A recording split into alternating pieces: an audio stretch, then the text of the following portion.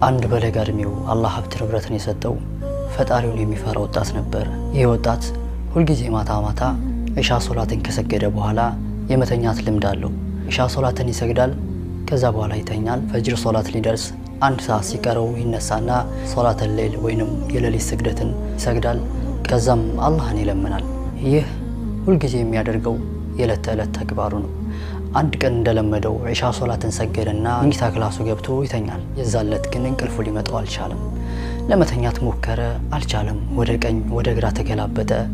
እንቅልፍ ግን ባይኑ ሊዞርለት አልቻለም። ከዛም ከቤቱ ወጥቶ መኪናውን አስነሳና ዝም ብሎ መንዳት ጀመረ። ወዴት እንደሚሄድ ግን አያውቅም። ብቻ መንገዱ እንደመራው ይሄዳል። የተወሰነ ሰዓት ከተጓዘ በኋላ መኪናውን አቆመና ያለበትን ቦታ ማየት ጀመረ። ምን አይነት ቦታ ነው ያለው እያለ ሲዘዋወር ፊት ለፊት ላይ አንድ ሴት ህፃን ልጅ አቅፋ ስታለቅስ ያያታል።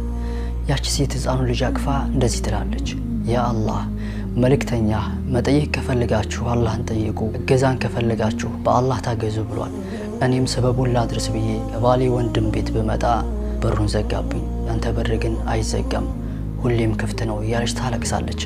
ወጣቶችን ሲባያት ጊዜ ጠጋለና ለምን እንደምታለቅስ ጠየቃት። እርሷም እንደዚህ አለችው፣ እኔ ባሏ የሞተባት ሴት ነኝ። ልጄ በጣም ታሞብኝ ከባሌ ወንድም መጥቼ ሆስፒታል ወይንም ደግሞ ዶክተር ጋር ወስዶ እንዲያስመረምርልኝ ብጠይቀው አባሮ ቤቱን ዘጋብኝ አለችው። የዛኔ ወጣቱ ዶክተር ጓደኛ ነበርውና ህፃኑን ልጅ ወስዶ ከዛ ካስመረመረው በኋላ የሚያስፈልገው መድኃኒት በሙሉ በነፃ እንዲሰጠው አደረገ። ለሴትየዋም ለአንዳንድ ነገር ይሆንሻል በማለት ገንዘብ ሰጣትና ወደ ቤቷ ሊያደርሳት ይዟት ሄደ። ከቤቷ ውስጥ ሲገባ ደግሞ ያየው ነገር በጣም የሚያሳዝን ነበር። ቤቷ ውስጥ ያለው ዕቃ በሙሉ አሮጌ ነበር።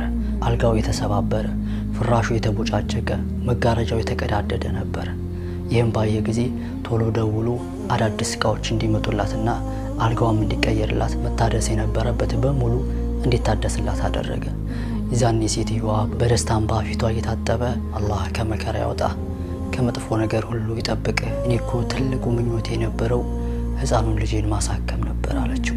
የዛኔ ወጣቱም እኔን ባይኔ ላይ እንቅልፍ እንዳይዞር ከልክሎ በገዛ መኪናዬ በህይወቴ አይቸው ከማላቀው ቦታ ወስዶ አንቺ ጋር እንድገናኝ ያደረገኝ ጌታ ምስጋና ይገባው ብሏት ወደ ቤቱ ተመለሰ። ወደ ቤቱ ሄዶ እንደተለመደው ፈጅርን ሰግዶ ጧት ወደ ስራው ወጣ። ወደ ስራው እየሄደ ባለበት ጊዜ መንገድ ላይ አንድ መኪና ሰው ገጭቶ ሲያመልጥ ያያል።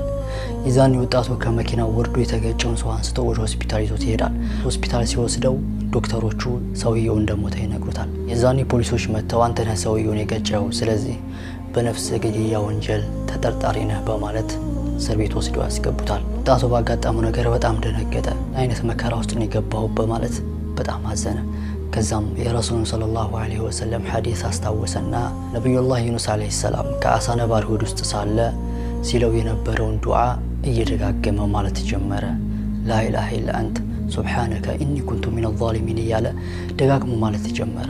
አላህ ከዚህ መከራ እንዲያወጣው መለመን ጀመረ።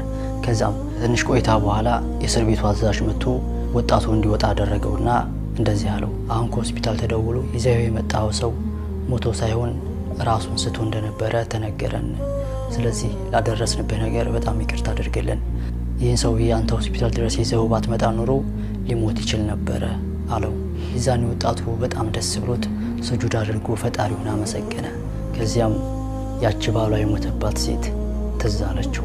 በእንባ እየታጠበች አላህ ከመከራ ያውጣ፣ ከችግር ሁሉ ይጠብቅህ ብላ ያደረገችለትን ዱዓ አስታወሰ።